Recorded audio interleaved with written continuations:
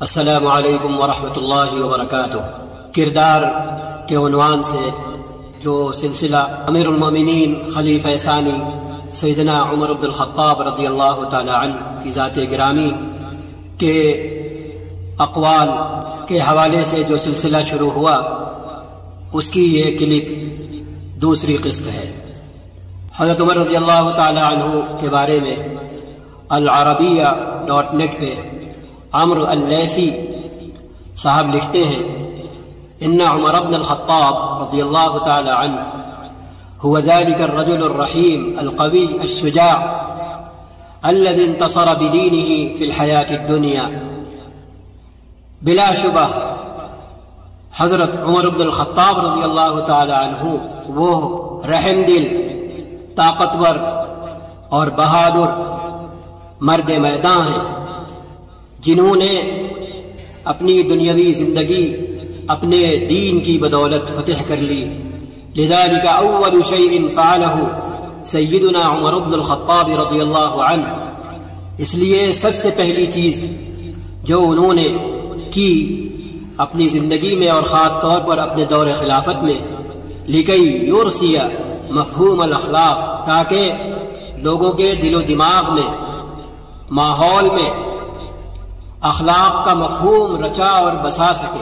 هو ایجاد وظیفۃ اخلاقیۃ للحکومہ، ان کا کارنامہ کیا تھا کہ آپ نے خود حکومت کے لیے ایک اخلاقی وظیفہ ایجاد کیا۔ حکومت کی اپنی ذمہ داری، حکومت کی اپنی مسئولیت کہ وہ خود اخلاق کے رنگ میں رنگی ہوئی ہو۔ فتكون الحکومت قدوۃ فی الاجتہاد والامانہ، تو ایسا کر کے آپ رضی اللہ تعالی عنہ نے لوگوں کے لیے خود حکومت کو آئیڈیل بنا دیا، قدوہ بنا دیا، اسوہ بنا دیا، نمونہ بنا دیا۔ کس بات کا؟ اجتہاد کا اور امانت کا۔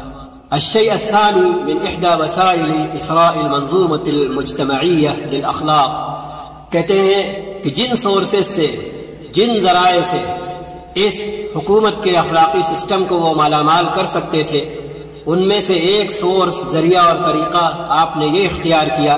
کان یقول للناس، آپ فرمایا کرتے تھے، لا تقیموا احدا الا باخلاقہ، کسی بھی انسان کی قدر و قیمت اس کے اخلاق کے ذریعے متعین کرو۔ وهو انه كان يقول للناس فلا يعجبنك طنطنة الرجل، ای الکلام فی الدین بدون عمل فلا يعجبنك، تمہیں ایسے آدمی کی دینی گفتگو پسند نہ آئے جو خود اس دینی گفتگو کے تقاضوں پر عمل درآمد نہ کرتا ہو۔ ولكن من ادى الامانہ، ہاں لیکن جو امانتوں کو ادا کرتا ہو، وکف عن اعراض الناس، لوگوں کی عزتوں اور ان کی آبروؤں کے درپے نہ ہوتا ہو، اس کی قدر و قیمت لگاؤ، اسے باحیثیت مانو، اس کی قدر کرو۔ فہو الرجل، تو جو ایسا کرے وہ ہے آدمی۔ آگے آپ فرماتے ہیں فلا یغرنک صلاۃ امرئ ولا صیامہ، تمہیں ہرگز کسی کا نماز روزہ دھوکے میں نہ ڈالے۔ ولکن انظروا، لیکن تم نماز روزہ کرنے والے آدمی کو بھی دیکھو کہ جب وہ بات کرتا ہے سچ بولتا ہے یا نہیں۔ اذا ما حدث صدق واذا اؤتمن ادى، اور امانتوں کو وہ ادا کرتا ہے یا نہیں۔ امانتیں چاہے زبانی ہوں، باتوں کی صورت میں، رازداری کی صورت میں، امانتیں چاہے فعلی ہوں، ہاں کام کی صورت میں، مال کی صورت میں، کسی بھی صورت میں۔ وَإِذَا أَشْفَى وَرَعَ، اور جب دنیا اس سے قریب ہو، مال و دولت حاصل کرنے اور کمانے میں لگے، تو وہ تمہیں محتاط دکھے، ہاں دین اور شریعت کے تقاضے اس دنیا کے حاصل کرنے میں پورا کرتا دکھائی دے۔ فَلَا تَنظُرُوا صَلَاتَهُ وَلَا صِيَامَهُ، لہذا تم لوگوں کی نمازیں اور روزے دیکھتے نہ پھرو، یعنی ان کی ظاہری عبادتوں کی بنیاد پر ان کی قدر و قیمت کا تعین مت کرو۔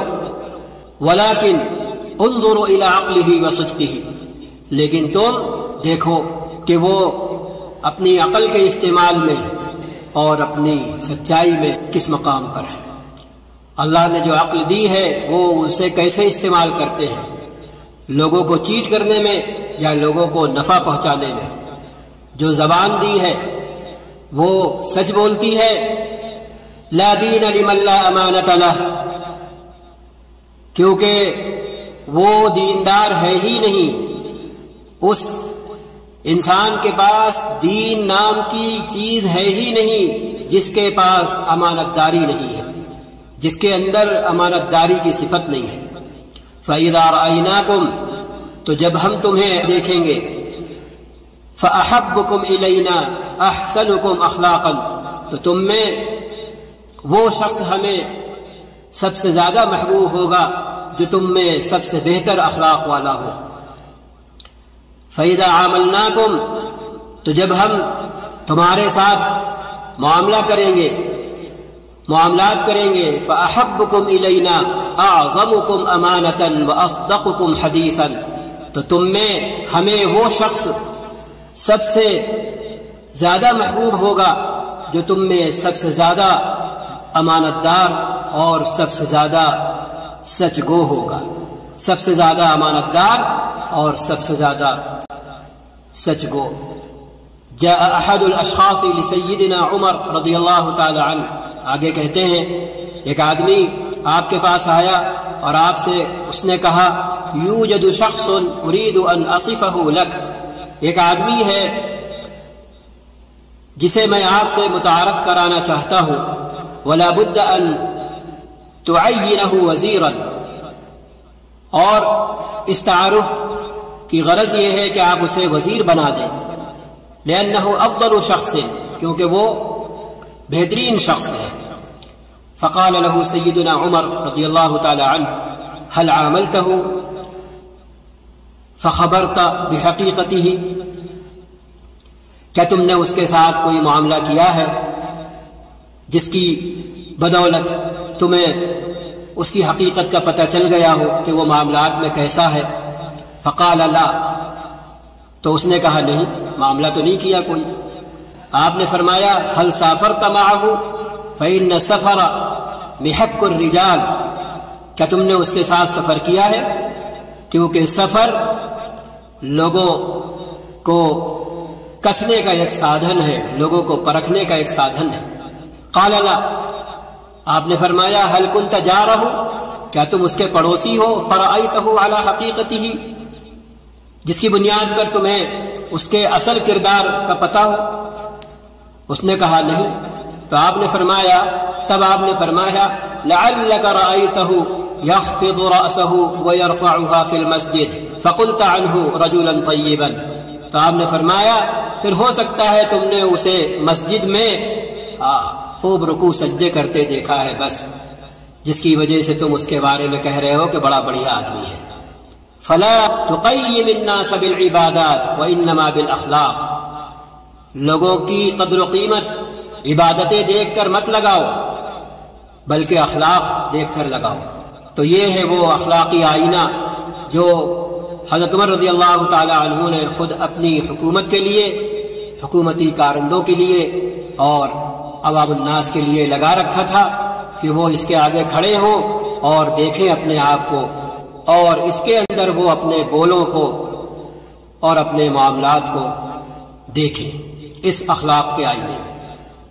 اگر وہ بے داغ دکھے تو خود اپنی پیٹھ تھپ تھپائیں، اور اگر داغدار دکھیں تو پھر جیسے ہم اپنے چہرے کے دھبوں کو آئینے کے سامنے کھڑے ہو کر ہٹاتے ہیں، دور کرتے ہیں، تو ہماری بھی یہ کوشش ہونا چاہیے، خاص طور پر تب جب ہمارا دین سے کسی درجے میں بھی لینا دینا ہو، تاکہ ہمارا ضمیر ہم سے کہہ سکے کہ اخلاقی داغ دھبے بھی اسی طرح دور کرو جس طرح چہروں اور کپڑوں اور بدن کے داغ دھبے دور کرتے ہو۔